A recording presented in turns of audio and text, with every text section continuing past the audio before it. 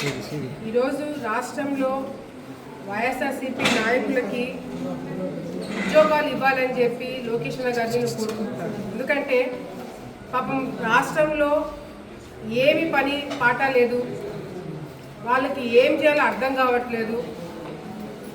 అన్ని పనులు కూడా రాష్ట్రంలో తెలుగుదేశం పార్టీ కూటమి ప్రభుత్వం నాయకులందరూ కూడా అన్నీ చేసుకుంటూ ముందుకెళ్తున్నారు. కాబట్టి ఈరోజు వైసీపీ నాయకులకి ఏం చేయాలో అర్థం కాక ఇష్టం వచ్చినట్టు అవాస్తవాలు మాట్లాడుతూ తప్పుడు ప్రచారాలు చేసుకుంటూ పిచ్చి పట్టినట్టు రోడ్ల మీద తిరుగుతూ పిచ్చి పిచ్చి మాటలు మాట్లాడుతూ తిరుగుతున్నారు.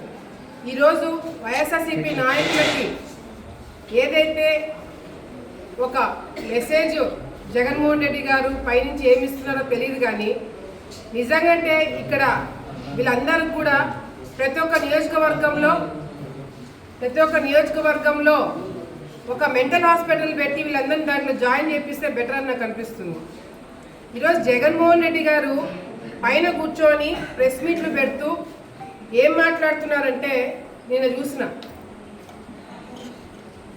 రాష్ట్రంలో ప్రజలందరూ కూడా అమరావతి క్యాపిటల్గా ఉండాలనుకుంటే తెలుగుదేశం పార్టీకి ఓటు వేయండి, మావిగన్కి సపోర్ట్ చేయాలనుకుంటే వైసీపీ నాయకులకి ఓటు వేయండి అని చెప్పి మాట్లాడుతున్నాడు.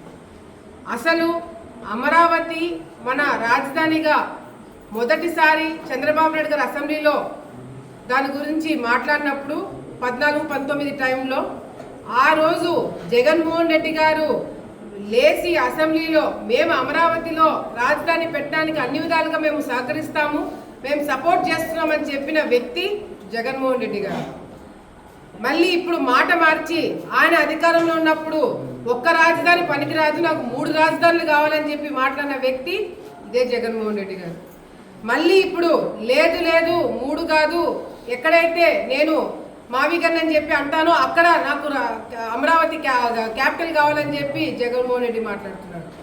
అసలు నిజంగాంటే ఈ వైసీపీ నాయకులు రాయలసీమలో ఉన్నవాళ్ళు రాయలసీమ ఎత్తుపోతులు అంటే అందరు పరిగెత్తుకుంటూ వచ్చి ప్రెస్ మీట్లు పెడతారు. రాయలసీమకు అన్యాయం చేసింది చంద్రబాబు నాయుడు, రాయలసీమకి ద్రోహం చేసిన వ్యక్తి చంద్రబాబు నాయుడు, తెలుగుదేశం పార్టీ అని. మరి నిజంగాంటే రాయలసీమ మీద అంత ప్రేమ ఉంటే అమరావతిలో ఒకవేళ క్యాపిటల్ కాదు అంటే మీ పార్టీ స్టాండ్ ఏమవ్వాలా? కర్నూలులో రాజధాని పెట్టాలని చెప్పి మాట్లాడాలా? ఎందుకు కర్నూలు గురించి ఎవరు మాట్లాడట్లేదు? రాయలసీమలో ఉన్న వైసీపీ నాయకులు రాయలసీమలో రాజధాని పెట్టమని ఎవడు అడగట్లా, కానీ వీళ్ళకి రాయలసీమ మీద ప్రేమ ఉందంట. ఎత్తుపోతల పథకం గురించి మాట్లాడుతూ వీళ్ళందరూ వచ్చి మాట్లాడుతున్నారు. ఈరోజు నిజంగాంటే రాయలసీమకు కానీ రాష్ట్రానికి కానీ నష్టం చేసి ద్రోహం చేసిన వ్యక్తి ఎవడైనా ఉన్నాడు అంటే అది జగన్మోహన్ రెడ్డి. ఈ వైసీపీ నాయకులు ఇష్టం వచ్చినట్టు నిర్ణయాలు తీసుకొని ఈ విధంగా రాష్ట్రాన్ని అల్లకల్లోలం చేసి 30-40 సంవత్సరాలు రాష్ట్రాన్ని వెనక్కి లాగేస్తున్నారు. మళ్ళీ ఈరోజు ఒక మంచి ఉద్దేశంతో కూటమి ప్రభుత్వము ఎన్ని ఇబ్బందులు వచ్చినా ఎన్ని కష్టాలు వచ్చినా పరిశ్రమలు తీసుకొచ్చి నిధులు తీసుకొచ్చి ఇబ్బందులు ఉన్నా కూడా రోడ్లు కాలువలు అన్ని విధాలుగా మనం ముందుకెళ్ళి ఈరోజు పోటాపోటీ పడి దేశంలోనే నెంబర్ 1 రాష్ట్రంగా మనం ఉండాలని చెప్పి పెట్టుబడులు తీసుకొస్తుంటే జగన్మోహన్ రెడ్డి గారు కూర్చొని పిచ్చి పిచ్చి వ్యాఖ్యలు చేస్తారు. ఒకరోజు ప్రెస్ మీట్ పెట్టి మాట్లాడతాడు, నా తండ్రిని చంపింది చంద్రబాబు నాయుడు అని చెప్పి మాట్లాడతాడు, మా బాబాయిని చంపింది చంద్రబాబు నాయుడు చెప్పి మాట్లాడతాడు, ఇంకో రోజు వచ్చి మావిగన్ అంటాడు. నిజంగాంటే మెంటల్ స్టేటస్ ఆయన గురించి మాకు కూడా పాపం నాకు చాలా జాలి వేస్తుంది. ఎక్కడ ఆయనకి మెంటల్ స్టేటస్ ఇబ్బంది పడుతున్నాడో ఏంటనేది డౌట్ వస్తుంది. అందుకే ఆయన ఏదైతే ఆయన మెంటల్ ఇల్నెస్ వైసీపీ నాయకులు వాళ్ళందరూ కూడా అంటించినట్టున్నారు. అందుకే ప్రతి ఒక్క నియోజకవర్గంలో చంద్రబాబు నాయుడు గారికి ప్రత్యేకంగా ఒక వైసీపీ నాయకులకు ఒక మెంటల్ హాస్పిటల్ పెట్టిస్తే బాగుంటుంది. ఎందుకంటే గతంలో వైసీపీ ప్రభుత్వంలో మంత్రులుగా పనిచేసిన వాళ్ళు కూడా ఏం మాట్లాడాలో తెలియకుండా మన హోంమంత్రి అనిత గారు కూడా ఆమె ఏదో మేకప్ వేసుకుంటుందని చెప్పి ఆమె మేకప్ గురించి ఆమె వాడే కారు గురించి మాట్లాడుతున్నారు. ఏమన్నా మాట్లాడడానికి సబ్జెక్ట్ ఉంటే మాట్లాడాలా? ఆమె మేకప్ వేసుకుంటే ఏమి, వేసుకోకపోతే ఏమి, నీకెందుకు అవన్నీ? ఆమె పని చేస్తుందా పని చేయట్లేదా దాని గురించి మాట్లాడు. అంటే ఆడవాళ్ళు కాకపోతే మగవాళ్ళు వేసుకుంటారా మేకప్? మీ ఇంట్లో ఆడవాళ్ళు మేకప్లు వేసుకోరా?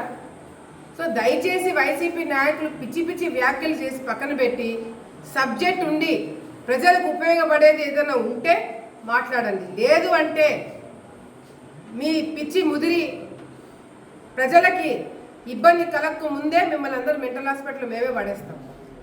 సో దయచేసి ఇటువంటి వ్యాఖ్యలకి దూరంగా ఉండి వైసీపీ నాయకులు మీకు ఎట్లా పని పట్టలేదని అర్థమైంది. మిమ్మల్ని ఎవరి టార్గెట్ కూడా చేసే టైం కూడా మాకు లేదు. బ్రహ్మాండంగా మాకన్నా ఎక్కువ ఫ్రీగా మీరు తిరుగుతున్నారు. సో మిమ్మల్ని ఎవరు టార్గెట్ చేయట్లేదు కాబట్టి పక్కకు పోయి వ్యాపారాలు చేసుకొని బతుకుపోండి. మీరు లేదు మేము తన్ను తింటాము, మేము జైలుకి పోతాము, మేము కొట్టించుకుంటాము తెలుగుదేశం పార్టీ నాయకులతో అనుకుంటే బయటకు వచ్చి మాట్లాడండి. ఎందుకంటే మాకు కూడా ఓపిక మెల్లిమెల్లిగా నశించిపోతుంది. మంచితనము, మానవత్వము, పనులు చేయాలా, రాజకీయం చేసుకోవాలా, కార్యకర్తలను కాపాడుకోవాలా, ప్రజలకి మంచి చేయాలా, రాష్ట్రం బాగుపడాలని ఇప్పటి వరకు మేము కష్టపడుతున్నాం 2 సంవత్సరాలు.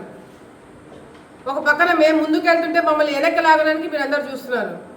సో దయచేసి మీరు తన్నులు తినాలనుకుంటున్నారా, లేకపోతే వ్యాపారాలు చేసుకుంటున్నారా, బతుకుతారా, లేదంటే మమ్మల్ని ఇబ్బందులు పెట్టి మీరు ఏదైనా చేయాలనుకుంటే మాత్రం తెలుగుదేశం పార్టీ నాయకులు, కూటమి నాయకులు కూడా ఎవరు కూడా చూసి ఊరుకోమని చెప్పి కూడా సందర్భంగా తెలియజేసుకుంటే, ముఖ్యంగా మహిళల మీద చేసే వ్యాఖ్యలు మీరు నోరు అదుపులు పెట్టుకొని మాట్లాడితే బాగుంటుందని చెప్పి వైసీపీ నాయకులు మరొకసారి మేము హెచ్చరిస్తున్నాము.